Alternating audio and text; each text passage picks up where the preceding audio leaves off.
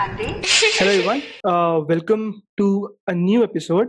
And in this episode, I have with me Simran Chaudhary, also known as the Frontend Girl, I guess, right? On Instagram, The front-end developer, yeah. the Frontend Girl. And she currently works in Walmart, which is the Fortune 1 company, I guess, right? Yeah, that's right. And you work as a front-end developer or as a software developer? Yeah, I'm a software developer. Good, Like good, good. mostly I do a lot of UI, so yeah. That's great. That's great. So quickly, Simran, can you please just, give your little bit brief introduction? I would not do justice to your introduction. So, could you just, briefly wrap a little bit about yourself, and then we can just go into the threads. Yeah, sure. So my name is Simran Chaudhary and I graduated in the year 2019.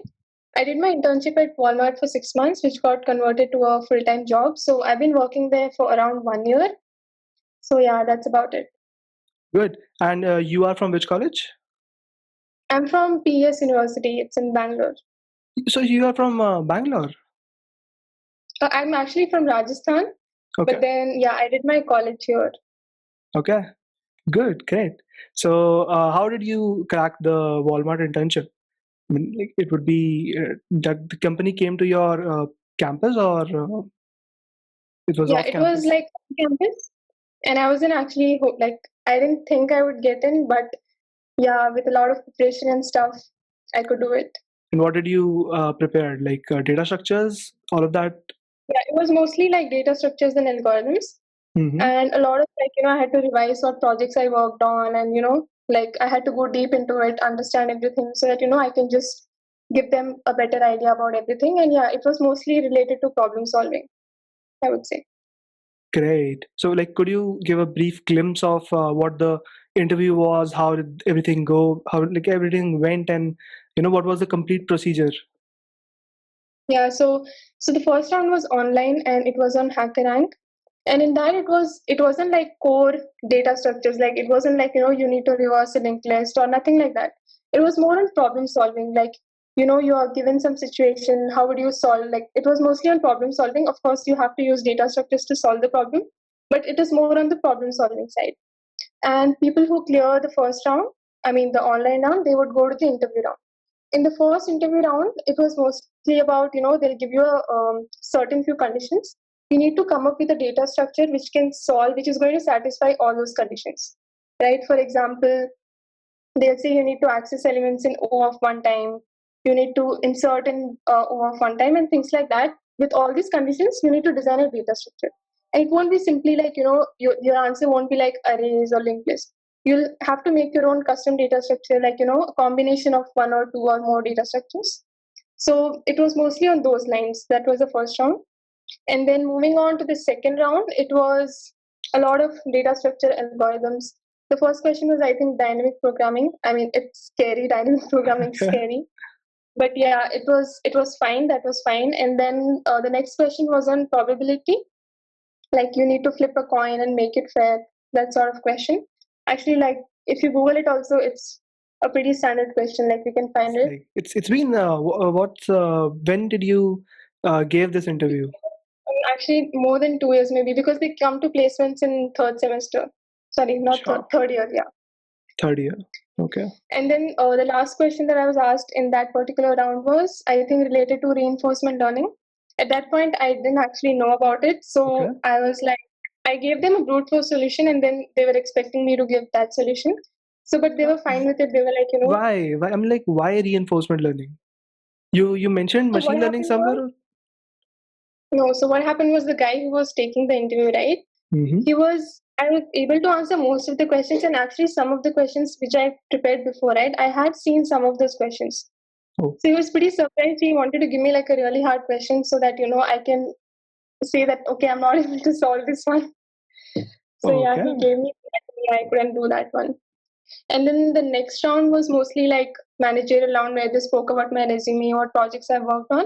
And then finally we moved to the HR round where they test your soft skills and things like that. Mm. And then that's it. I got an offer for internship, and then which got converted to full time later. And which university? PES University, I guess, right? Bangalore. Yeah, People's So Education Society. Yeah, Okay, got it. So, like companies do come over there, or like what's the placement scenario?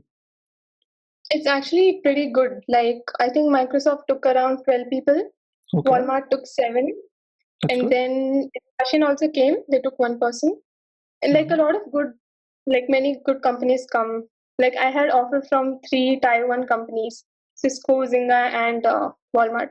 So a lot of good Great. companies come out. So, Yeah. what was your college life? I mean, like, did you do any um, internships earlier than Walmart? A part, and you, what did you study? Like, did you do any web development? Like, currently, I have seen on your Instagram, you share a lot of things related to JavaScript and React. So, you've started those things like recently after your after joining Walmart, or did you do those things before joining, like before these internships and stuff as well, in your second year, maybe in your first year? Actually, there's a huge like a story behind it, which I would like to share. Of course, So I would what happened love to was hear. in when I was in school and college and stuff, right? I knew nothing about coding, literally like zero. And Okay. then what happened was when I went for counseling, right? There I had to choose a branch. Hmm. I knew that okay, engineering is for me, but computer science is not for me. I'll take anything but computer science. And the reason why I felt that I knew nothing about it, but the reason why I felt that was because I thought there are people who are learning it from the age of 10, and people have taken that subject in 11th and 12th. How am I going to compete with them?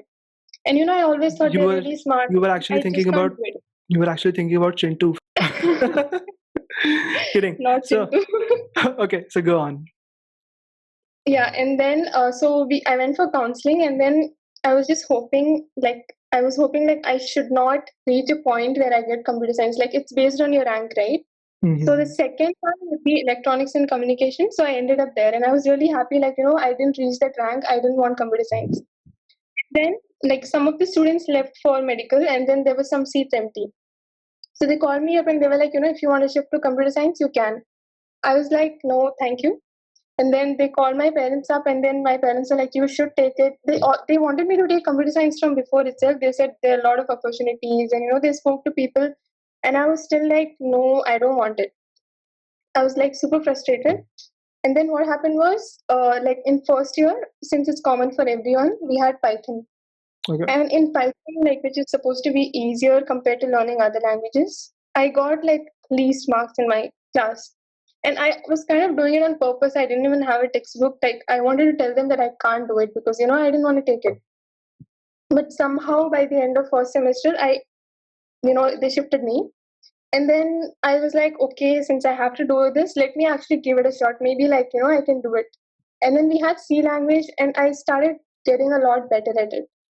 And then in second year, when I went to the computer science batch, I was like, I felt people know so much here, but still, I was like, it's okay. Let me just do what I can. And then after the first semester in my computer science branch, results came. I was like in the top 10%, and I even got a scholarship. Just like they give a scholarship for getting like be in the top 20% or something.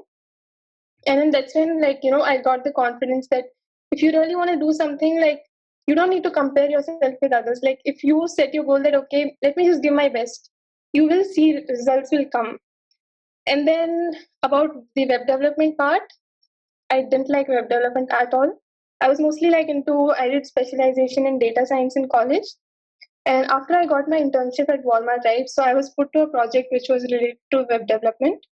So that's when I actually started learning web development. So it's one thing I want to say to everyone is that it's never too late. Like I started web development just like what 1 year back or 2 years back, right? And it was like from starting. And if you really want to do something, like if you develop the interest, like time is not the limit. Your age is also not the limit. Got it. That's a really nice story. I mean, like how you started, from where you started and where you ended, these are poles apart. So great. I mean, really good. So, yeah, what would you suggest to beginners who are starting in JavaScript web development? What would you suggest? Like, what should be their trajectory? What should be their path? Because So I guess first, like you wouldn't even know HTML as well, because I have been through the same journey. okay, I also was into data science and machine learning. okay, I have spent around like 3 years researching, doing stuff, and now I am into web development. So I know, like, when I started development, I was good in machine learning, but I even didn't knew what is API, what is basic stuff. Yeah, so yeah. how did your starting look like? So first thing is like if you're completely just new to programming and if you don't even know anything in programming, first thing is I would suggest you to, learn a language like Java, C or C++, like learn data structures in it. So that's where, you'll get your basics really strong and then moving on from there to anything else is going to be a lot easier. So for example, for web development, I think I learned a little bit of HTML, CSS and things like that in college itself. So you can do like basic, once you're done with your data structure algorithms part, you can move on to basic HTML, forms and things like that. And you don't need to like master CSS really well, right? We end up like we want to Google things like that. Like we can't remember all of that. How to So center you a don't need to, sorry? how to center a div? Yeah, we need to focus on that. So yeah, like you don't need to go so deep into it, but a basic understanding of let's say flexbox, grid, and positioning. These are the important things that we need to understand. We don't need to buy heart. That's the thing. Hmm. And then when you're moving on to JavaScript, right? So JavaScript is really important for web development. Even if you want to be a node developer, like it can be anything, you need to really master JavaScript. So for that, once you're done with the basics, DOM manipulation, and things like that, right? You would want to move to a framework. Like I know it's very tempting to move to React, Angular, and things like that. But seriously, if you master JavaScript before that, you're gonna be really thankful that you did it. Like for example, asynchronous JavaScript and things like that. So if you go deep into the subject, then if you move to React or any other framework, it's going to be really easy. Sure. So, and what would you suggest someone going for off-campus placements for an SG role? What should see in my college? I am from a tier 3 college. You might not even have heard the name of that one, and there no companies come over Okay. there, right? So, what would you suggest to a guy Yeah. like me, who no Microsoft, no Walmart, nothing. The only company that comes is this Infosys and TCS. What would you suggest Yeah. to students like those? First thing is we need to have, there are many subjects, right, that are important. One thing is, first thing is aptitude. Aptitude is really important. I think I got into Cisco. Once you clear the first round of Cisco, for example, it's related to aptitude. Once you do that, it's not very hard to, clear the interview round. So first round is where, thousands of people are going to take part and you need to get shortlisted in that part. So first thing is your aptitude should be really strong. So what, do you want me to give examples or something of what kind of aptitude questions or No, anything? no, that won't Okay. be necessary, but like just a basic abstract overview, right? Okay. So once you're done with your aptitude, once it's strong enough, you need to also learn some other subjects. For example, DBMS, it's really important. And operating systems is important. In one of my interviews, I think Akamai or something, they asked me to list a lot of commands, any commands that I knew. So you should Of like DBMS SQL. no for operating systems, Linux or OS. something. They Okay, told me okay, that, got yeah. it. So they asked me to list the commands that I knew of. And like even though in our college they didn't really teach us object oriented programming, like we had extra classes, but it was not a part of the curriculum. It's really a very big plus point if you know like C++ or Java. And it doesn't just mean that you can tell what is inheritance or things like that. If you really know what is happening inside and if you tell them, they're going to get like super impressed. So if you can set aside some time and work on your object oriented programming concepts, then it's going to be like a really good plus point. And Mm. once you're done with subjects, and then of course data structures and algorithms is like the most important. I think that alone can land you a job in many companies. Like they just look for your problem solving skills, right? So data structures and algorithms, and honestly, I practiced only from Geeks for Geeks. For example, if Microsoft is visiting our campus tomorrow, what I would do is, since you don't have time, it's already tomorrow, I would just go through all the questions, all the interview experience that are listed on Geeks for Geeks. And it actually helps. Like, I went through all the experience in Walmart and it actually helped me. Like, the questions are on similar lines. Mm, got it. Yeah. And what resources would you suggest? Like, what resources did you study from? Geeks for Geeks is one. And Actually, I only studied from Geeks for Geeks and some of my notes that I had made in college, okay, like DBMS or something. But most of it also I made it from online. I think I what I remember is I did most of it only from Geeks for Geeks. But then there's lead code also. In practice, this hacker rank also. I did some practice on hacker rank also, but that's good enough. On Geeks for Geeks, you even find DBMS notes. And if you oh yeah, and one more thing is the networking concepts, right? Networking concepts for companies like Citrix, Cisco, they're going to ask a lot about it. And if you actually Google right on Geeks for Geeks itself, you're going to find most of it. So I think my like main source was Geeks for Geeks itself. I could find everything there.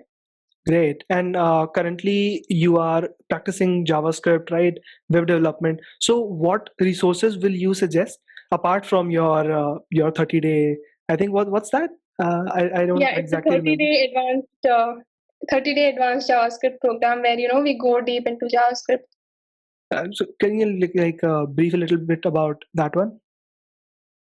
So basically, it runs for 30 days, and I send resources every day. I make my personal notes, and the notes that I make are from the top Udemy courses and LinkedIn Learning courses, and some of the articles from Medium. So I gather all these, and like write everything down, or what is the most gives you like the right kind of information. Like there are actually many videos. For example, if you see about hoisting, right? Hmm. There are a lot of videos that are misleading. So I didn't want, and the biggest problem for people who want to learn is there is so much content out there, they don't know where to learn from. Like Exactly. there's so many videos. So I just want to give them a path, like give them two topics to study every day with notes and videos. So yeah, it's sort of like that. It runs for 30 days and covers most of the advanced topics. Got it. And what books do you recommend for JavaScript? Like you might be reading some books, right? Yeah, so I think You Don't Know JavaScript is a really good book. By Kylie Simpsons.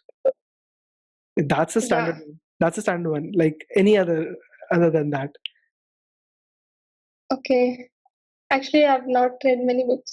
no issues, no issues. That's fine. And documentation is a must, right? So you have gone through the documentation and stuff like that. And one thing I'm very curious about is like you know what, as an SD you join a company, right?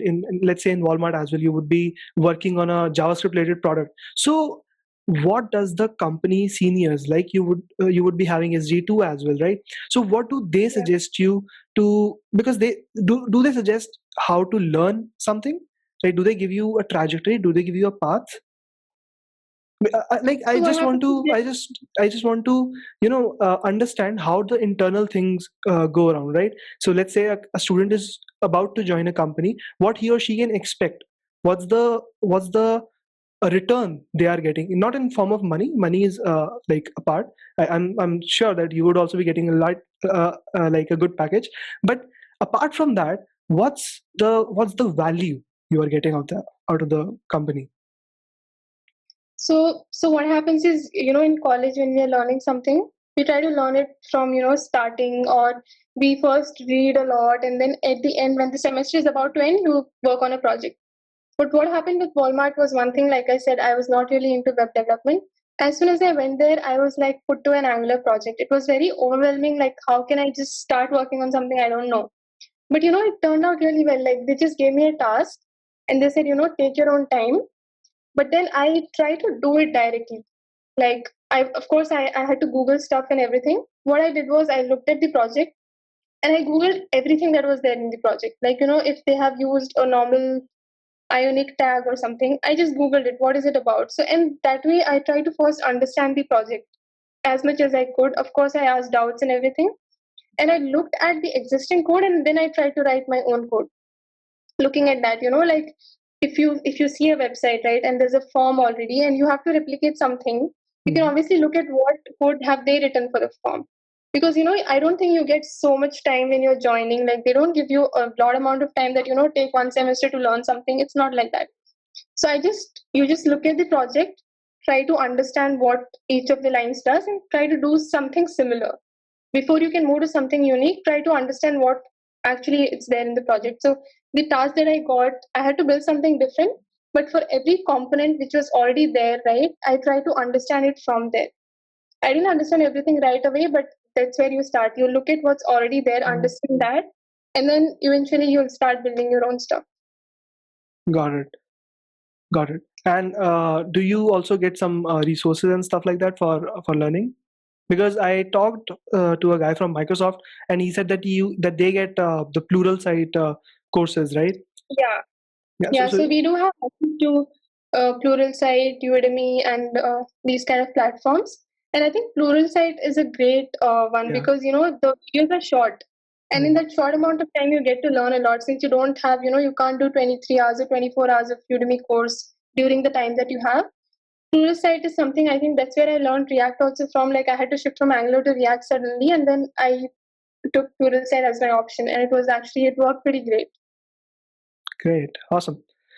Cool. So, one last question, Simran, that what content do you consume on a daily basis apart from like technical content? Because see, as a developer, I know I have to work on my productivity skills. I have to work on my intellect as well, right? What content do you consume on a daily basis? So, apart from just coding, I would like to say one thing. Like when I joined Walmart, right? You have a lot of people around you who have like so much experience and, they know a lot. And then you just feel that like, I don't know this, I don't know that. You start feeling that thing that we talk about, right? Imposter syndrome. Imposter. Got That's it. actually, and then after I started like my Instagram page, I had to, before I put something out there, I should be knowing really well about it because, people will ask me doubts and things like that. So once, if you want to put something out there to someone, you have to know it really well. So because of that, I started reading a lot of Medium articles. I started watching YouTube videos, Pluralsight, so that I can gather all of these together and then put my content out there so that even I have a good understanding of it. So that's a really good one thing. And another thing is I started my YouTube channel and I did that so that I could talk and Okay, yeah. that's a So little new for me. Do you have a YouTube channel? yeah, it's I have around 12 videos. Oh, So okay. yeah, I wasn't very active, but yeah, I'm planning to be more active on it right now. Okay. So I started working on YouTube, and that's when I realized that I can speak. And generally, like when you don't start, you feel a little shy, and you can't. That's the thing. So once you do something, it's only then that your fear is gonna go away. So after YouTube, Exactly. I'm able to work on my presentation skills. I'm able to speak at least like better than before. Man, you're good at it. That's great. Thank you. Okay, and here we come to the end. That was it.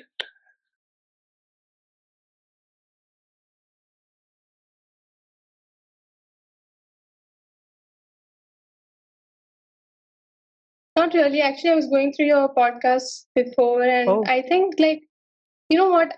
Honestly, like, I saw the amount of content that you're putting out there on YouTube, on managing Instagram. Like, seriously, hats off to you. It's awesome.